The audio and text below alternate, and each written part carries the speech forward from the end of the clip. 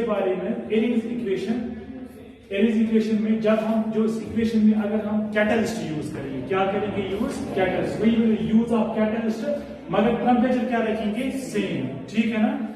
जब हमने एक इक्वेशन एक हमारे पास रिएक्शन देखी तो वहां पर उसका के क्या उसका एरीज इक्वेशन ये बन रही है, ठीक है ना, वो अनकैटालाइज्ड, हमने लेकिन कैटलिस्ट नहीं डाला, उसकी इक्वेशन ये बन गई K is equal to a e raise power minus a divided by R, इसका पता है आपको बेसिस, ठीक है ना।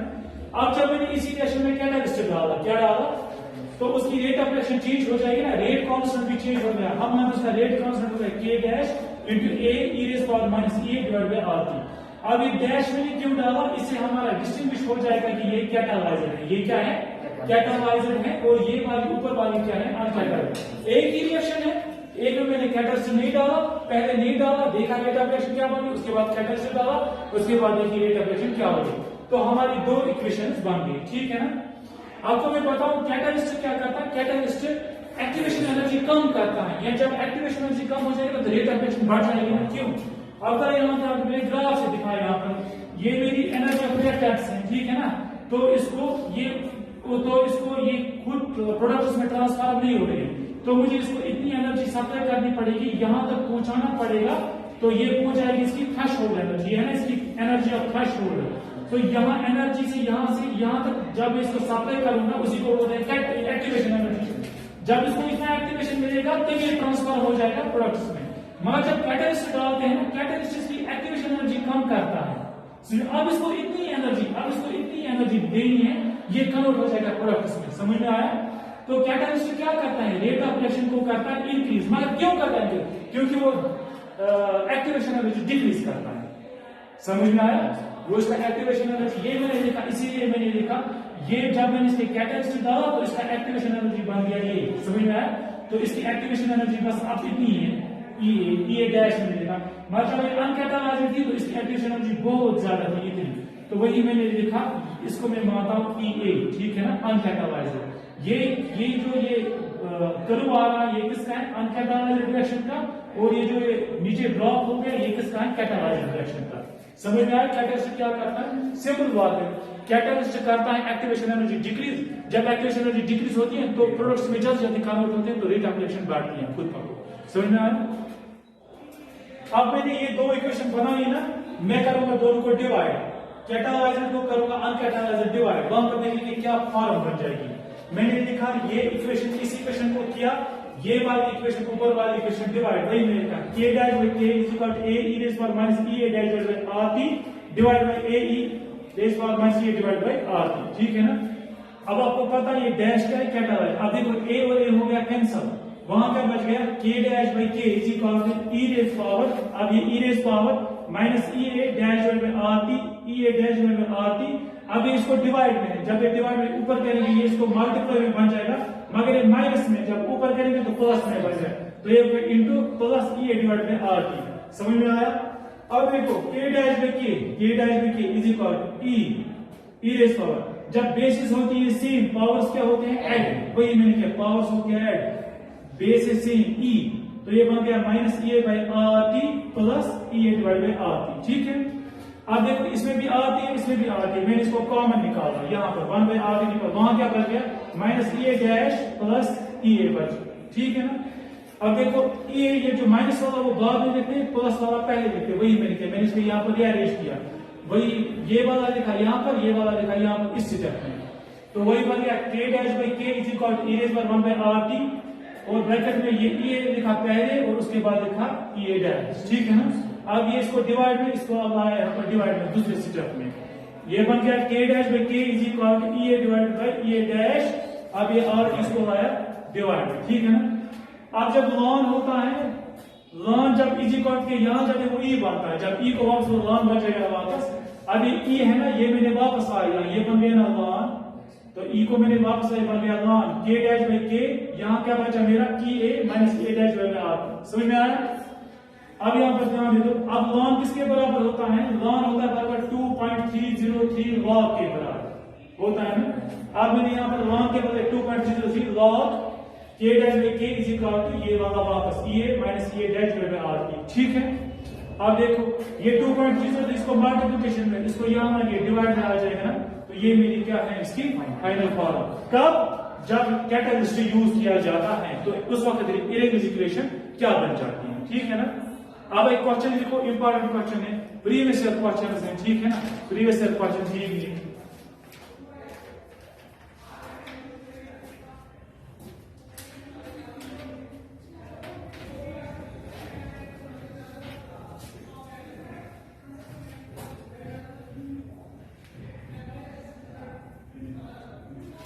So, question: if k is equal to 10 raised power 14 e raised power minus 2000 divided by t and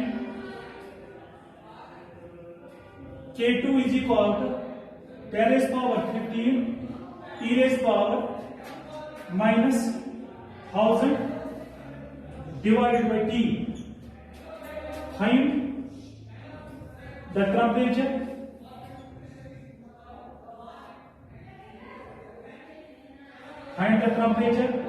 at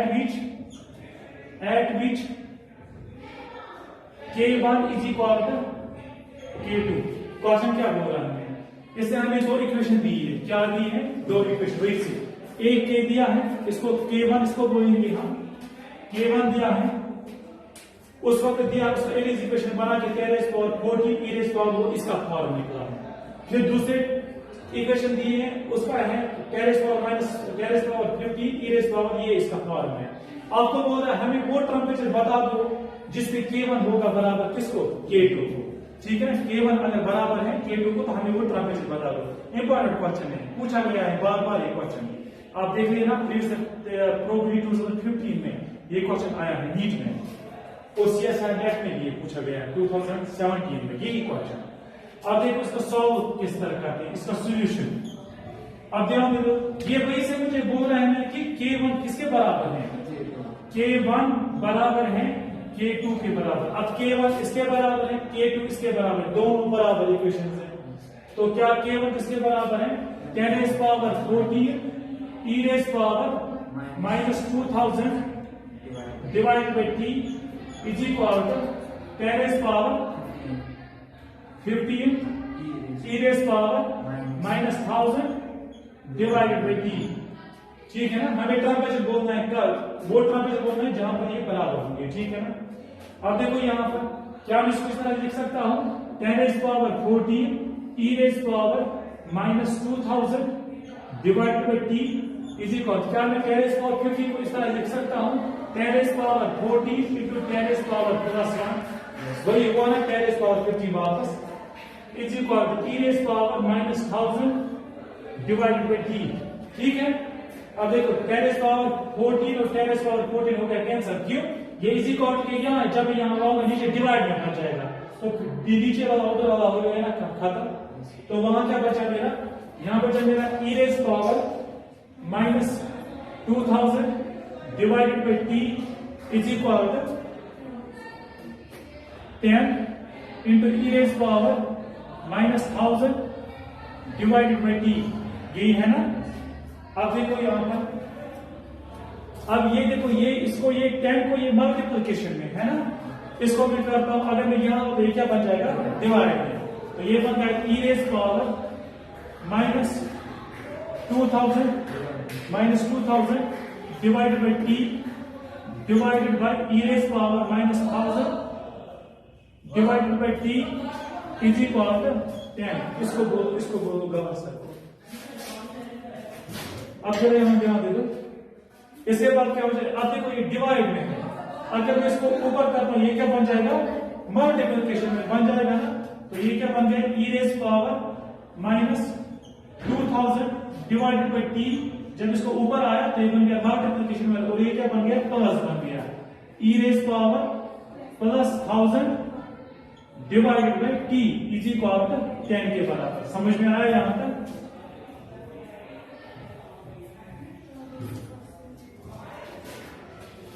यहां पर मैंने एक सेटअप किया, इस डिवाइड को यहां ऊपर पहुंचाया, बस ये डिवाइड को पहुंचा दिया यहां पर, ठीक है ना। तो बन गए। अब फिर से भाई आगे ना बेसिस एंड सेम, इसकी बेस भी इसकी बेस भी, तो पावर्स क्या हो जाएंगे, ऐड हो जाएंगे। तो ये बन गया e raise power minus 2000 plus 1000 divided by, ये बन गया, हम इसका भी टी लिखेंगे, इसका भी टी, वो बाद में करेंगे, इज इक्वल टू 10 के बराबर। समझ में आया? अब देखो ये बन गया ना ई रेज पावर, इसका भी बेस, इसका डिनोमिनेटर टी है, इसका भी टी है, ऊपर न्यूमरेटर को क्या हो जाएगा, ऐड हो जाएगा।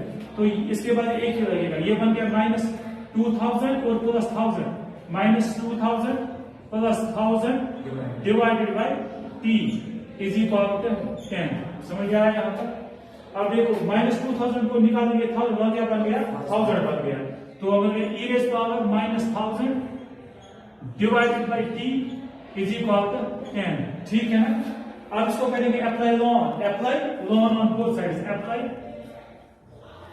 Apply ln on both sides, ठीक है ना। जब लॉन बोथ साइड्स से करेंगे तो ये क्या बन गया, ये बन गया लॉन ई, लॉन मैंने किया, और e raise power minus 1000 divide by t अपना है, इज इक्वल टू, आपको जब एक क्वेश्चन आ जाए ना बराबर ये प्रोसीजर आपको भी अडॉप्ट करना है, इसी तरह जिस तरह मैंने देखा, ये इसी से सॉल्व हो जाएगा। E raise by 1000 is equal to ln 10, यहां से बन गया ना ln 10 दोनों साइड से।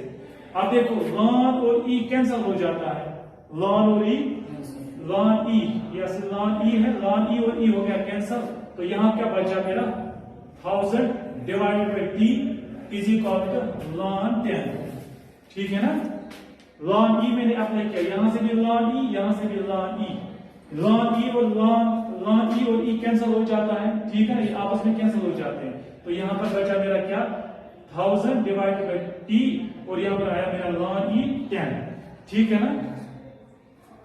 अब देखो यहां पर minus 1000 divided by t is equal to, ln किसके बराबर होता है, 2.303 इंटू log 10 के बराबर। आया समझ में? अब log 10 किसके बराबर होता है, 1 के बराबर। तो यहां क्या बन गया मेरा 1000 divided by t is equal to 2.303। अब रिअरेंज करते हैं, t आ जाएगा, इसको मल्टीप्लिकेशन, फिर ये आ जाएगा नीचे, ये आ जाएगा t यहां पर, ये आ जाएगा नीचे। समझ में आया? पहले t देंगे, इसको मल्टीप्लिकेशन, t आ गया ना, फिर ये लाएंगे नीचे, ये बन गया इसको डिवाइड, ठीक है ना। तो ये नेट का मेरा बन गया t is equal to minus 1000 divided by 2.303, ठीक है ना। तो t मेरा आया, जब 1000 डिवाइडेड बाय 2.303 करते हैं ना, तो वहां पे 434 आता है, माइनस 434 डिग्री सेंटीग्रेड। तो ये मेरा आया वो टेम्परेचर जहां पर क्या होगा, K1 होगा बराबर K2। समझ में आया अच्छे से, क्लियर बात। अब मैं यहाँ पर एक और क्वेश्चन लिख रहा हूँ, ठीक है ना। आप वीडियो को पॉज कर देना, ठीक है ना, तो उसके बाद उसको सॉल्व कर देना, ठीक है। उसके बाद मैं यही पर दिखाऊंगा। लिया स्क्रीन शॉट ले लो, रुक जाओ, आप स्क्रीन शॉट ले लो उसका, ये एक दे रहा है ना,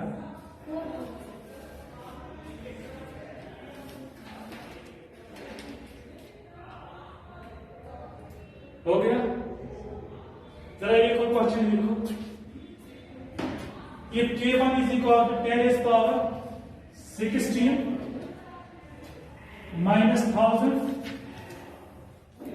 divide by t, and K2 is equal to 10 raise power 14 t raise power 1500 divide by, यहां पर RT, यहां पर भी RT। अब क्वेश्चन ये है, find the temperature at which K1 is equal to twice K2। बस इतना मैंने चेंज किया, K1 किसके बराबर है, ट्वाइस K2। क्वेश्चन भी मैंने यही रखा, तो यहां पर भी solution K1 is equal to twice K2, बाकी तो इसका नया करना पड़ेगा।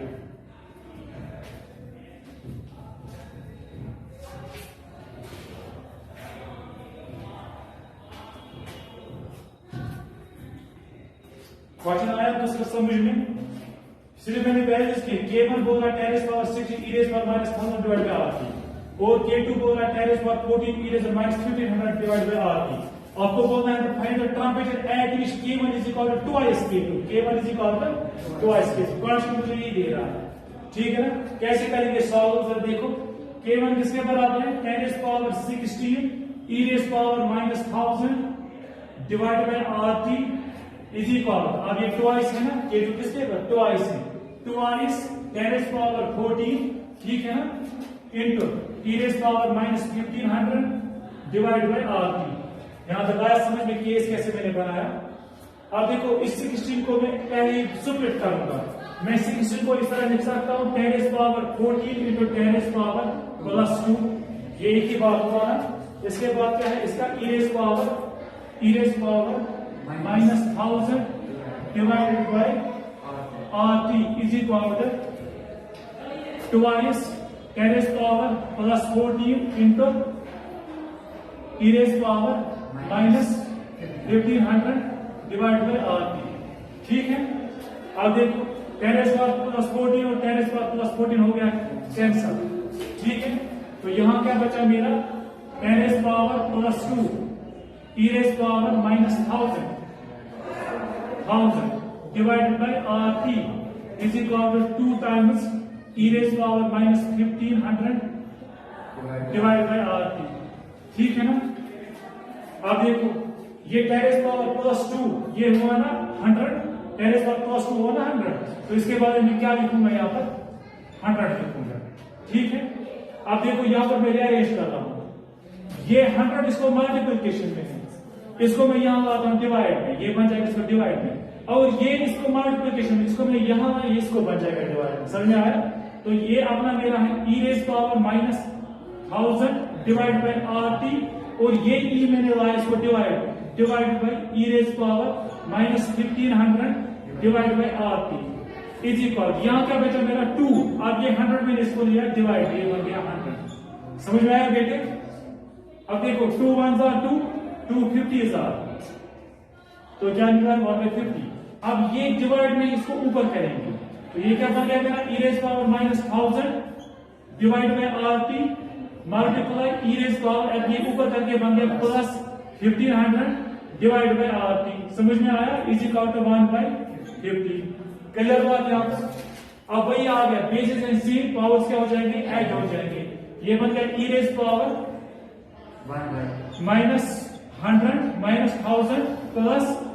+1500 डिवाइडेड बाय, अब इसका भी आर टी इसका भी आता है, सो दोनों का सेम आएगा R T is equal to 1/50, समझ में आया अच्छे से। अब देखो यहाँ पर, यहाँ -1000 है, यहाँ पर +1500, तो कितना बचा 500, तो ये क्या बन गया e⁻500 divide by R T is equal to 1/50, कितना होता है 0.02 के बराबर होता है ना। 50 को करो, अगर नहीं आता है 50 से करो 1 को, तो ये नहीं हो जाएगा, यहाँ पॉइंट आ जाएगा 0, फिर भी नहीं जाएगा 0 और 0, तो बन गया 52 कितना बन गया मेरा 100 बन गया, तो ये क्रॉस हो गया, तो 0.02। क्लियर बात। अब जब यहां दे दो, अब क्या मैं 0.02 को इस तरह लिख सकता हूं, 0.02 को मैं क्या इस तरह लिख सकता हूं, इस पॉइंट के बदले आ जाएगा 1, इन 2 के बदले 2 0, तो इसको मैं 2 डिवाइड बाय 100 लिख सकता हूं। क्या मैं इसको इस तरह लिख सकता हूं 2 डिवाइड बाय 10⁻+2, क्या मैं इसको इस तरह लिख सकता हूं 2 इंटू +2 को ऊपर के इंटू 10⁻−2, है ना। तो मैं आप इसको इसी तरह लिखूं, ये बन गया e⁻500 divided by R T is equal to 2 into 10⁻−2। Clear बात यहां पर। अब ये वाला क्वेश्चन मेरा आप करूं, अच्छा चलो मैं यहां पर दिखाता हूं।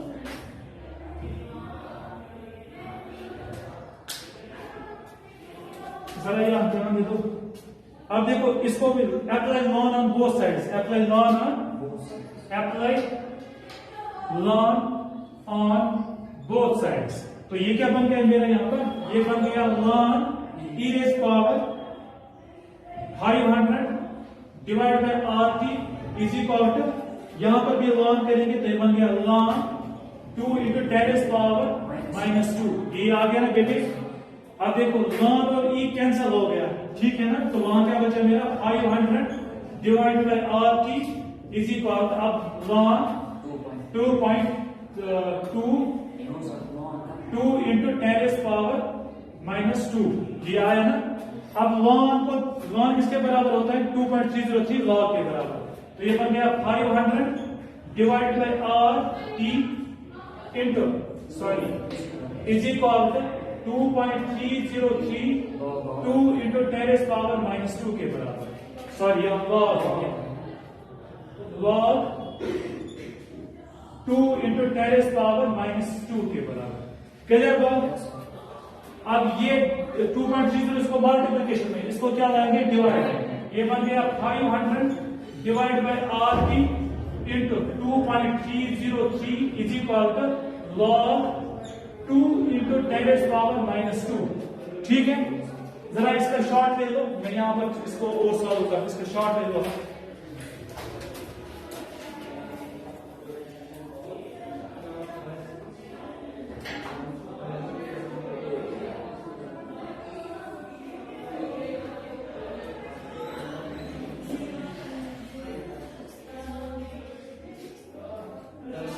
हो गया?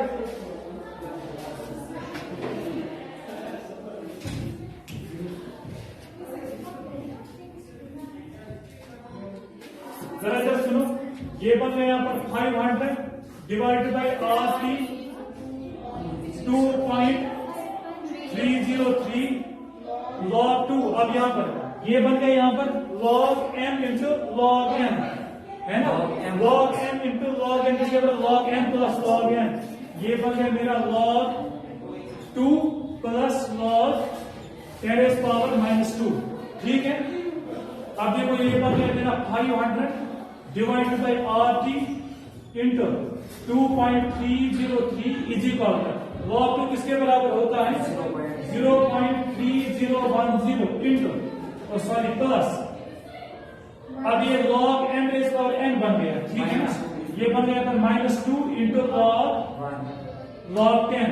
ठीक है ना, तो ये मेरा बन गया था 500 divide by RT into 2.303 is equal to 0.3010 plus minus क्या हुआ? -2 और इंटू 1 के बराबर। ठीक है ना, अब 2 से निकालो ये, 2 से निकालो ये, 2.00 से निकालोगे क्या? 0.3010। ठीक है ना, 00। तो ये कितना आया मेरा? 10 से ये आया मेरा 0, यहाँ पर आया 9, यहाँ पर आया 9, यहाँ पर आया 9 से 6 और यहाँ पर आया 1.6।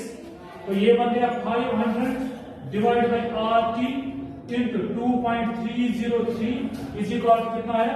1.699। ठीक है ना, अब देखो ये t इसको क्या है? डिवाइड में, ये यहाँ आ जाएगा मल्टीप्लाई में, और फिर ये आ जाएगा इसको डिवाइड में, नेट में इसको फाइनल कर रहा हूं। तो ये कितना बन गया?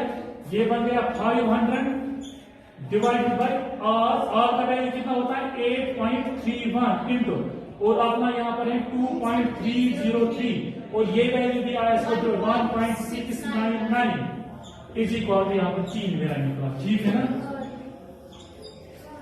R का वैल्यू दिया था मैंने 8.31 और 2.03, और ये होगा यहाँ पर सॉल्व, तो वहां पर मेरा निकला टेम्परेचर। इसको इसके साथ डिवाइड, तो यहाँ पर हमारी फाइनल फॉर्मूला निकल के आएगी। ठीक है ना, ये 4 मार्क्स को क्वेश्चन पूछे जाते हैं CSIR नेट में, JEE एडवांस में, नीट में आते हैं ये वाले क्वेश्चन। चलो, थैंक यू वेरी मच।